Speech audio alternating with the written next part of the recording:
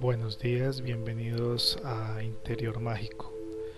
Les habla Elkin Muñoz. El día de hoy vamos a hablar un poquito sobre la sugestión y la autosugestión.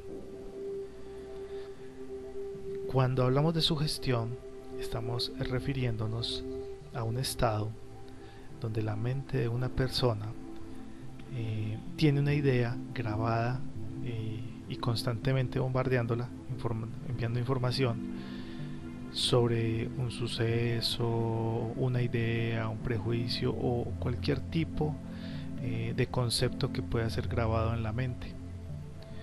La sugestión no solo llega digamos al nivel mental, sino que puede llegar a nivel emocional y podemos tener sugestiones emotivas. La sugestión, cuando hablamos de sugestión, nos referimos a que alguien o algo sugestiona, puede ser un evento, una persona, suceso, sugestiona o marca de una manera, digamos, muy impactante a la mente de un individuo. En el caso de la autosugestión, ya no es, digamos, el evento o eso externo en lo que está sugestionando al otro individuo, sino que nos autosugestionamos, digamos que es directamente del individuo hacia sí mismo. ¿Cómo puede ocurrir esto? Cuando nos repetimos demasiadamente una idea, nos preocupamos demasiado por algo en particular, o pensamos o nos grabamos un tipo de concepto cualquiera en nuestra mente, entonces nos estamos autosugestionando. Lo interesante de la sugestión es que no ocurre como un fenómeno el cual, digamos, sea consciente o voluntario. Eso solo pasa en el caso de las personas que desean o conocen un poco del tema y lo hacen a voluntad. En general, el tema de la sugestión y la autosugestión siempre va a ser inconsciente. Entonces, ¿cómo nos sugestionamos? Bueno, digamos que tenemos susceptibilidad a cierto tipo de imágenes y puede ser en televisión, una canción, una frase, algo que vemos en la calle y nos impacta porque somos susceptibles. ¿Qué quiere decir esto? Que no todas las personas se sugestionan con la misma facilidad ni con el mismo tipo de cosas. ¿Puede llegar a sugestionarse un individuo o dos individuos totalmente diferentes con la misma idea? Sí, claro, se puede hacer. Pero en general todos tenemos personalidades muy diferentes, por eso se dice que hay personas que no son hipnotizables, otras que sí. Esto se refiere porque entrar en un estado de hipnosis profunda muchas veces no es posible, sobre todo si la persona tiene algún tipo de prejuicio sobre el suceso, si está predispuesto o si tiene alguna idea de lo que va a ocurrir, es decir, espera que la hipnosis funcione o surja o ocurra de una manera específica, cuando dicho fenómeno realmente no es controlable por la mente del individuo hipnotizado y por ende solamente cuando nos abrimos de mente podríamos decir que podemos ser hipnotizados. Entonces, en el caso de la sugestión, que es un estado, digamos, anterior a la hipnosis, uno se puede sugestionar más no llegar a estados hipnóticos. eh, Podemos hablar de, digamos, una idea con un color, por ejemplo, sugestionarse con el color rojo y relacionarlo siempre, digamos, con la sangre. Entonces, ¿qué pasaría en ese momento? Eh, pues todos generalmente hacemos este tipo de relación, pero como hay personas que son muy susceptibles, pueden autosugestionarse en determinado tipo de imágenes y al ver el color rojo o al ver sangre pueden comenzar a tener cierto tipo de funcionalidad fisiológica que les genera estrés, que les genera preocupación o malestar.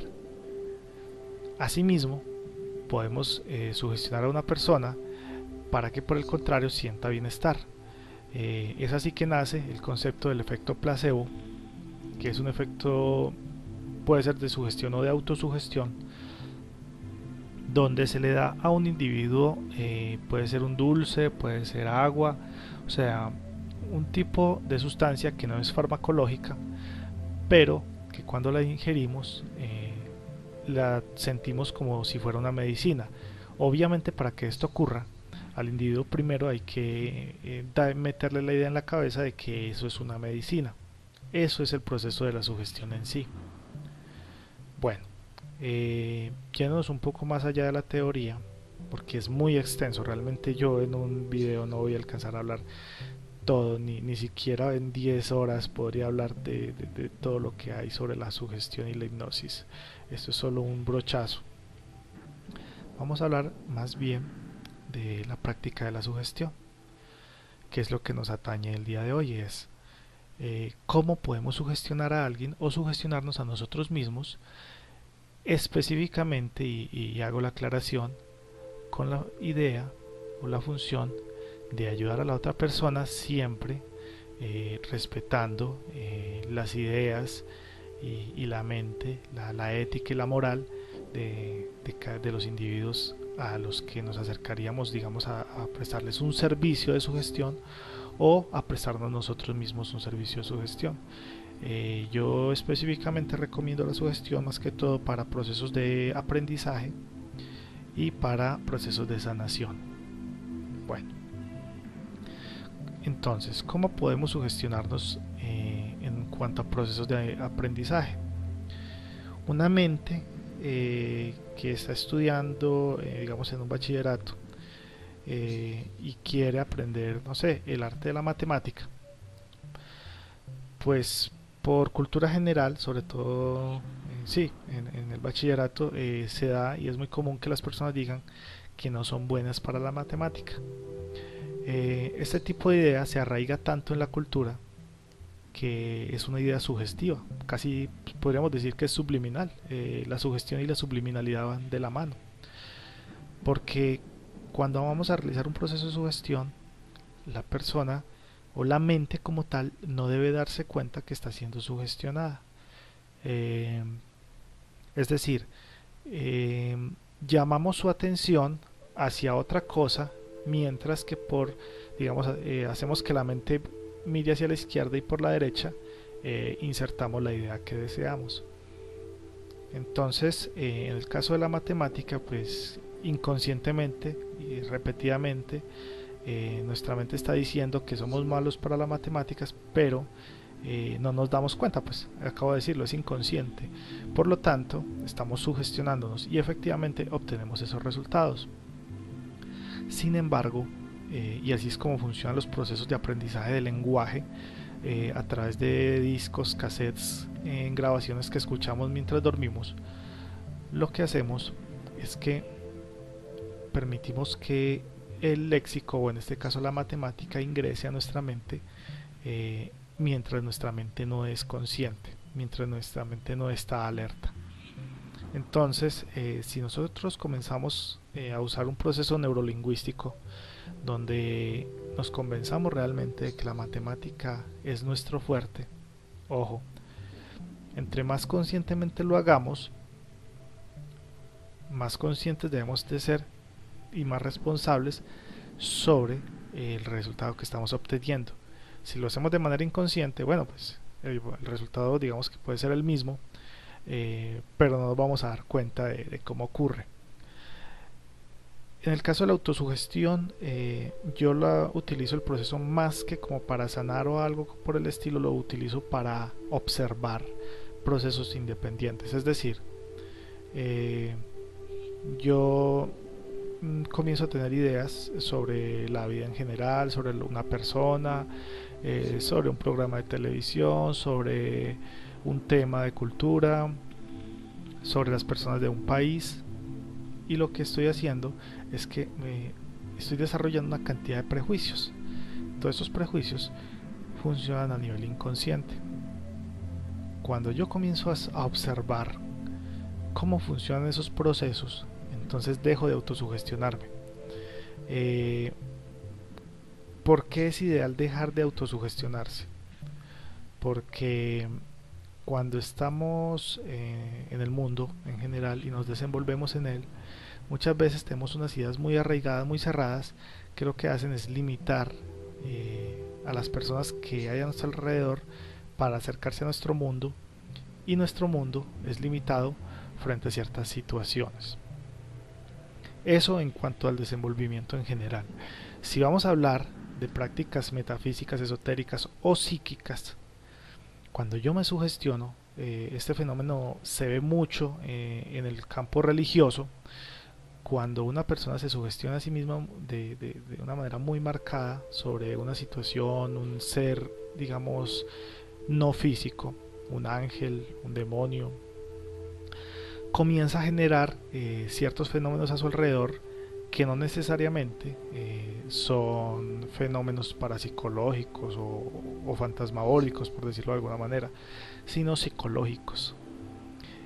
De acuerdo a la capacidad que yo tenga para diferenciar lo que viene de mi mente y lo que viene de fuera, entonces yo puedo percibir eh, qué es lo que digamos es real, porque la realidad tiene muchas caras, es real en el mundo o qué está procediendo de mi mente. Esto ocurre específicamente con procesos de canalización, de posesión diabólica, procesos de estigmatización, donde las personas llegan a somatizar de tal manera sucesos que hay fuera de sí, que los tienen marcados a nivel mental, emocional, que tienen digamos, una marca histórica en ellos. Entonces, por ejemplo, en el caso de las canalizaciones, eh, vemos muchas veces casos de doble personalidad, donde lo que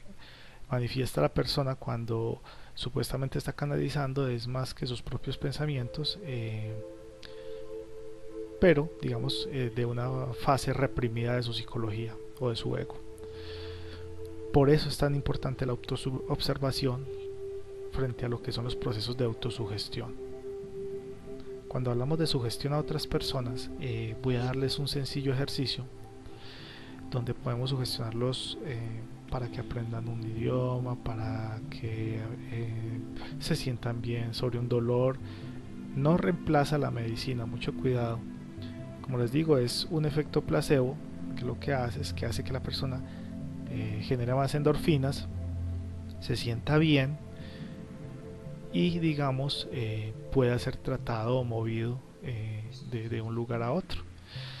Entonces, en el caso de las otras personas, cuando estamos con alguien que de pronto tiene un dolor en una mano, en un pie, vamos a centrarnos en una mano, digamos la mano izquierda.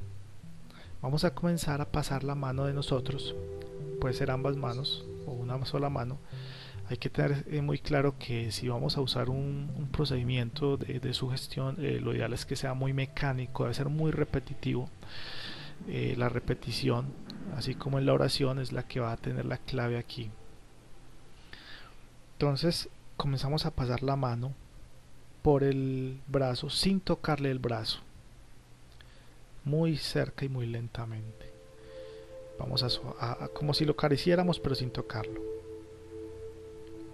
Luego vamos a decirle que sienta nuestro calor corporal, nuestra temperatura, nuestra energía. Vamos a decirle que está sanando. Mucho ojo, aquí viene muy marcado lo que es el poder de la palabra, y por esto es que digamos vamos a diferenciar nuestras capacidades para sugestionar a otros entre sí, y es la seguridad con que hacemos las cosas. Entonces tenemos que tener seguridad en nuestra palabra. Le diremos que está calmo. Puede ser una sola palabra, entre más básica la palabra de sugestión mejor, porque el inconsciente funciona de maneras muy básicas. Entonces yo puedo llegar y decirle calma, calma, calma, calma. Otra puede ser duerme, duerme, duerme. Y él se va a concentrar tanto en la calma, en la tranquilidad que siente, lo ideal, o sea, lo que está haciendo la mano en sí, digamos metafísicamente, es haciendo un aporte energético. Psicológicamente está generando una desviación de la atención, donde el oído trata de prestar atención a las palabras, y los ojos, si los tiene abiertos o si los tiene cerrados, entonces el tacto va a prestar atención a lo que es la mano. Ambos procesos unidos son los que van a generar eh, el proceso de sugestión en el individuo. Vamos a repetirlo y vamos a ir viendo cómo va generando resultados en él. Vamos a parar en el momento en que veamos que el individuo realmente ha calmado el dolor, y podemos dejarlo así suavemente. Al final podemos decirle: seguirás en calma, estás en calma, seguirás en calma, y lo dejamos prácticamente en un estado de sueño. Ojo, muy diferente a la hipnosis, porque si lo hipnotizamos hay que despertarlo.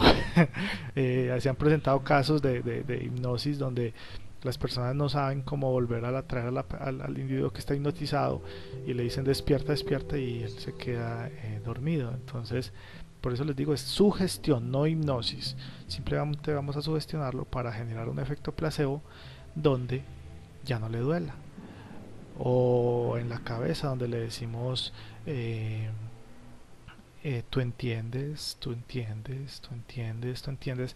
Al final la frase ya pierde, digamos, inclusive la lógica, la coherencia, pero sigue grabándose mecánicamente en el subconsciente, y así es que funciona nuestro proceso de sugestión. Esto era lo que quería compartirles el día de hoy, espero les haya gustado.